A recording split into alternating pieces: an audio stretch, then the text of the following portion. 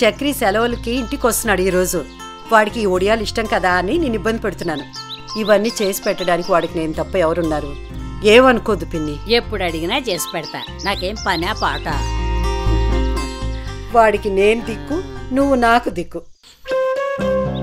హాస్టల్లో తిండికి మొహం మొత్తి ఇంటికి వచ్చేటప్పుడు ఎగురుకుంటా గెంతుకుంటూ వస్తారు.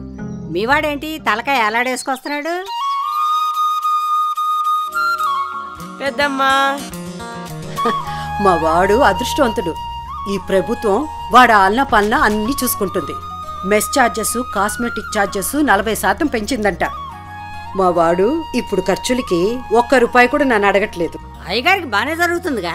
అవునే, కడుపు నిండా మంచి భోజనం, ముందు కంటే ఎక్కువ కాస్మెటిక్ ఛార్జీలు, మంచి హాస్టల్ వసతులతో సూపర్ గా చదువుకుంటున్నా. ఇప్పుడు కాంగ్రెస్ గవర్నమెంట్ చల్లగా ఉండాలి. మీ చదువులన్నీ పూర్తయి పెద్ద ఉద్యోగస్తులైందాకా కాంగ్రెస్ గవర్నమెంటే ఉండాలని కోరుకుంటున్నా. నిరుపేద పిల్లల చదువులకి అభయహస్తం మన ఇందిరమ్మ కాంగ్రెస్ ప్రభుత్వ లక్ష్యం.